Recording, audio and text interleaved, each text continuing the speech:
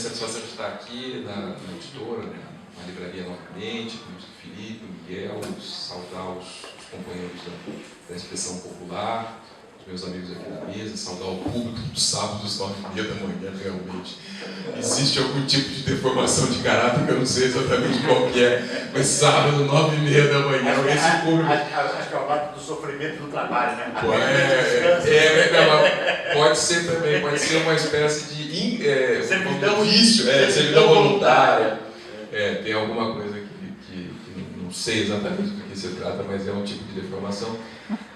Mas, de qualquer maneira, dizer da minha felicidade de estar aqui para discutir o tema e a propósito do lançamento da Dialética do Trabalho 2, que eu acho assim, o Ricardo o Ricardo atua em duas frentes, enfim, em várias frentes, mas duas em especial. E é notável, e isso é muito importante que se diga. O Ricardo não se limita, nunca se limitou, e eu conheço o Ricardo há 10, 25 anos. Eu conheço o Ricardo há mais, seguramente bem mais do que 20 anos. E ele tem esse profundo engajamento extra-acadêmico, ou seja, sem, evidentemente, abrir mão da qualidade do profissionalismo, vamos dizer assim, da inovação teórica, da pesquisa dentro da universidade, o que é efetivamente imprescindível para a gente discutir a qualidade de Marx, mas seguramente o Ricardo ele tem essa característica, ou seja, ele está sempre engajado com públicos extra-acadêmicos, e a Dialética do Trabalho é um desses momentos, um momento, diria eu, absolutamente privilegiado. Porque, na verdade, o fato de ser um conjunto de capítulos, etc., fragmentos de texto, não diminui absolutamente nada, ao contrário. É de fato vamos dizer assim, um projeto em desenvolvimento, e você consegue efetivamente, através da sequência dos capítulos, você consegue recompor uma parte do projeto de Marx e de Engels no que diz respeito à questão do trabalho, e fundamentalmente lida com, vamos dizer assim, um público que não é um público acostumado com isso. Então, eu acredito que vamos dizer assim, este livro, já muito bem sucedido, o seu segundo volume, com os novos textos, etc., será igualmente bem sucedido por conta disso, porque tem um profundo sentido de engajamento teórico e político, e um engajamento teórico e político cada dia mais urgente, atual, etc. Então, dito isso, eu vou tentar desenvolver rapidissimamente o tema da atualidade de Marx, através, na verdade, não tanto de um retorno a Marx, mas enfim, de uma certa forma, um retorno a Marx, mas fundamentalmente discutindo a questão do projeto de Marx, o marxismo como um projeto científico, político, em permanente atualização. Eu acho que essa é a essência da discussão, de uma discussão séria sobre a atualidade de Marx.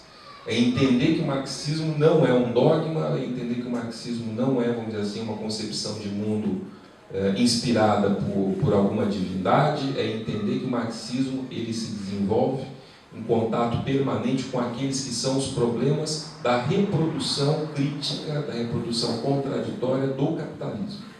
E nós vivemos um momento efetivamente muito privilegiado nesse sentido, que é o momento da crise, né? Ou seja, o momento em que a crise se agudiza, é o momento em que novas contradições emergem, é o momento em que novos sujeitos sociais entram em cena, é o momento em que novos conflitos desafiam o marxismo a pensar tanto as relações quanto a si próprio, a pensar, vamos dizer assim, alternativas políticas, e isso tudo faz com que o projeto de Marx ele seja um projeto atual.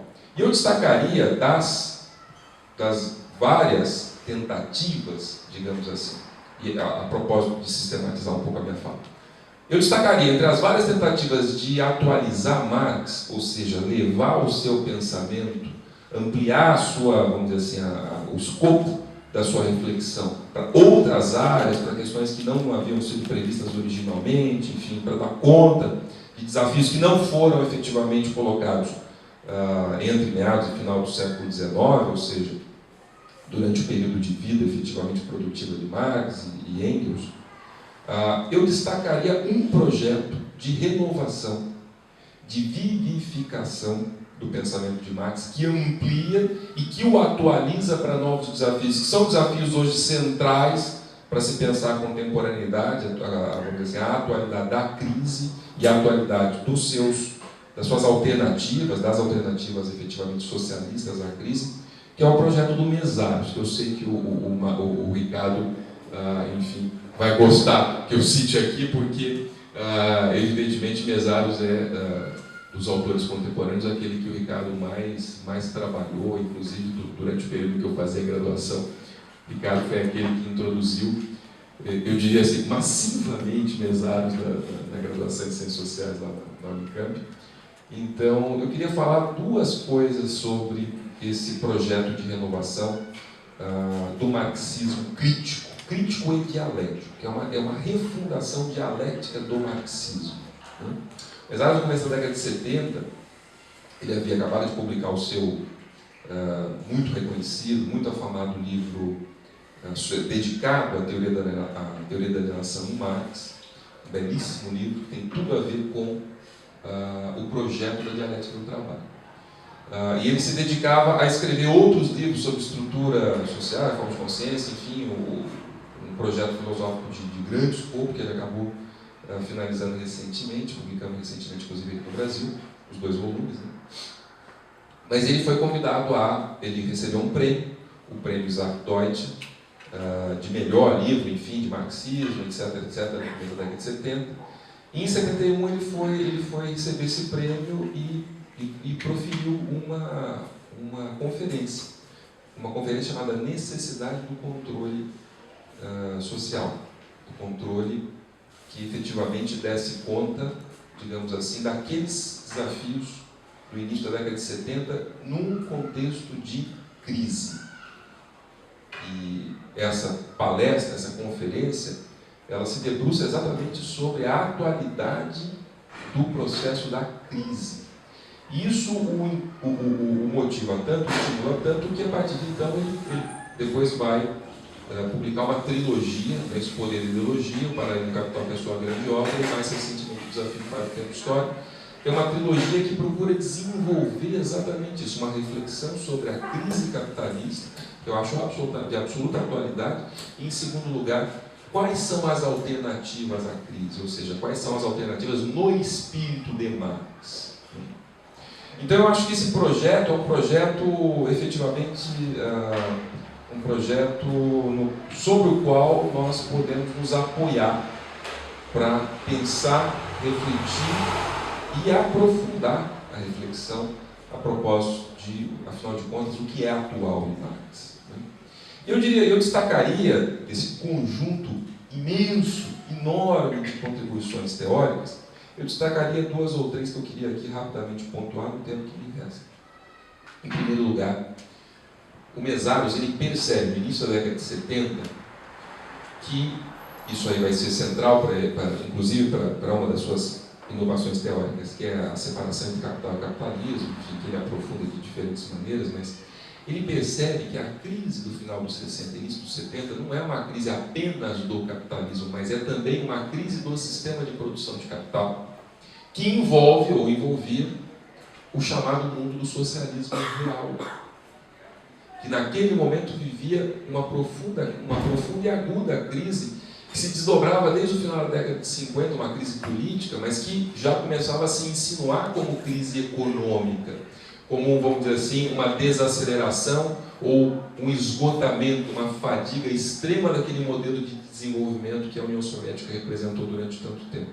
Então ele percebe que, no início da década de 70, não se trata mais de uma crise do capitalismo, ponto. Se trata de uma crise global de reprodução das relações do capital.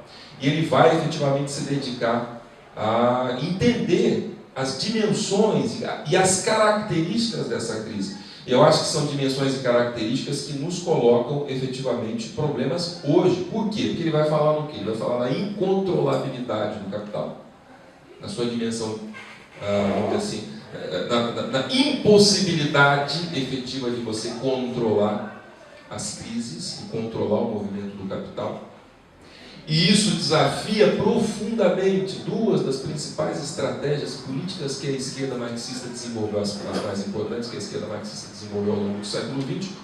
O stalinismo, que busca controlar o capital através do Estado e através da expropriação da propriedade privada. E dois, a social-democracia, que busca controlar o capital através de um estado de bem-estar. Então você tem aí, com essa discussão sobre a incontrolabilidade, dois desafios teóricos e políticos. O desafio do stalinismo, e o stalinismo, o modelo de desenvolvimento soviético, ele não foi, e essa é a crítica que o Mesaros faz, ele foi incapaz de eliminar a influência do dinheiro na sociedade, nas relações sociais. É isso que, em grande medida, explica, vamos dizer assim, a reprodução vamos dizer assim, a reprodução de uma burocracia de Estado, de uma burocracia, vamos dizer assim, operária, que vai progressivamente se apartando das necessidades dos trabalhadores nas sociedades socialistas. Essa burocracia, esse planejamento burocrático centralizado e autoritário é incapaz de enfrentar o aumento progressivo da influência do dinheiro na sociedade, nas chamadas sociedades soviéticas, né, por assim dizer.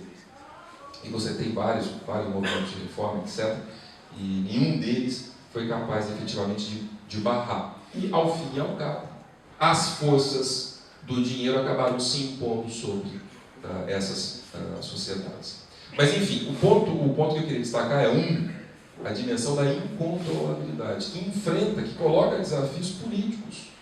Se você parte do suposto de que o movimento do capital é incontrolável, nos marcos efetivamente do capitalismo, você tem que adotar uma estratégia mais radical. O stalinismo e a social-democracia não são mais suficientes. E essa é a conclusão política que o Mesaros chega. E daí falar, por exemplo, da atualidade do projeto socialista do século XXI. Uma segunda dimensão derivada dessa.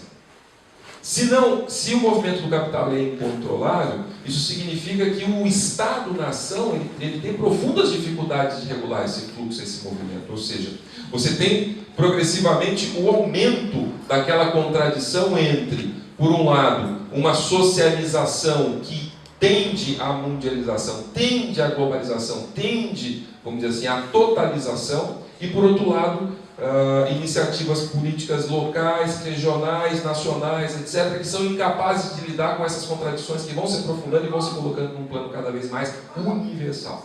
E uma universalidade que avança não mais de um setor para outro, uma crise que passa do setor da indústria para os serviços, dos serviços, enfim, para o campo, etc. Não, mas uma crise que avança num contexto global, universal. E toda tentativa de você resolver a crise que se coloca aqui nesse contexto mais localizado, você simplesmente faz com que a crise se coloque num plano ainda mais universal. Então essa discussão é uma discussão central hoje para a gente pensar as alternativas da crise e para pensar a própria forma, a morfologia da crise capitalista, que se globaliza, que se universaliza e que vai se impondo progressivamente aos diferentes contextos nacionais, aos diferentes países e assim sucessivamente. Então você tem de fato aí um desafio teórico que encontra-se profundamente ligado àquilo que era o projeto original de Marx, quando pensa o capital, pensa o movimento do capital, pensa em aprender e reproduzir idealmente, teoricamente, o movimento do capital que tende efetivamente à sua crise. E não é absolutamente uma coincidência que o livro terceiro é o livro que pensa exatamente o capital financeiro. A crise o capital financeiro como um momento do desenvolvimento crítico das relações capitalistas. E é exatamente isso que, por exemplo, um autor como Mesaros faz quando discute o problema da crise estrutural do capital. e todos os desafios que isso supõe. E para fazê-lo, ou seja, para desenvolver teoricamente essa discussão, ele lança a mão de conceitos como, por exemplo, essas distinções conceituais entre capital e capitalismo, a questão da incontrolabilidade, como eu citei, o problema, vamos dizer assim, de atualizar as alternativas a partir, fundamentalmente, da incorporação das questões de gênero, que é um outro ponto forte da discussão do Mesaros, ou seja, uma alternativa a essa crise que passa efetivamente pelo princípio da igualdade substantiva, como ele costuma dizer, não pode prescindir da incorporação radical da igualdade de gênero, como também não pode prescindir da incorporação radical das questões ecológicas. No começo da década de 70, você falar em ecologia dentro do marxismo era totalmente inusual, quer dizer, você não tinha essa discussão consolidada, não é isso? Essa discussão vai se consolidar no marxismo, em especial no marxismo anglo-saxão, no final da década de 70. No final da década de 70. Quando emergem, por exemplo, as lutas anti-energia nuclear, contra a construção de usinas nucleares, em especial na Inglaterra, que contou efetivamente com o engajamento do Edward Palmer Thompson e de outros autores marxistas, mas no início da década de 70 isso era totalmente inusual. Pouquíssimo frequente. Então você tem, vamos dizer assim, todo um projeto de renovação. Mas renovação significa o quê? Significa simplesmente reproduzir aquilo que o Marx havia, enfim, deixado indicado ou desenvolvido nas suas obras, enfim, meados final do século XIX? Não. Significa atualizar. E atualizar implica o quê? Implica expandir a teoria para dar conta de questões que não haviam sido desenvolvidas originalmente. É aquilo que na filosofia da ciência se costuma chamar de heurística positiva, ou seja, você tem um projeto de desenvolvimento teórico, um projeto de pesquisa científica, não é isso? E esse projeto ele é permanentemente refutado, o seu núcleo, as suas proposições fundamentais são refutadas, e você defende essas proposições fundamentais, não tornando a sua intervenção mais abstrata, mas sim enfrentando e desenvolvendo a teoria, enfrentando os problemas através do desenvolvimento da teoria, ampliando a teoria, incorporando outras questões, envolvendo outras discussões. E eu acho que é isso que é importante destacar nessa discussão sobre a atualidade de Marx. A atualidade de Marx é a atualidade da crise capitalista, é a atualidade das questões de gênero, é a atualidade do problema ecológico, é a atualidade das alternativas efetivamente socialistas, apoiadas na igualdade substantiva, é a atualidade, vamos dizer assim, do desafio de você fundir forças sociais muito díspares, muito diferentes, mas que têm um fundamento comum, o fundamento da luta anticapitalista, daqueles setores que efetivamente se deram conta de que é impossível você superar o contexto de crise sem afirmar um projeto radical para o futuro não do país exclusivamente, não das classes, enfim, desse país, não da região, mas o futuro da própria humanidade, enquanto tal. Porque a crise é universal e a resposta tem que ser universal, sem a qual essa crise vai efetivamente continuar enfim, nos destruindo aos poucos. Então, é um pouco isso que eu queria destacar sobre a atualidade de Marx, e aí fico à espera das intervenções do público. Obrigado.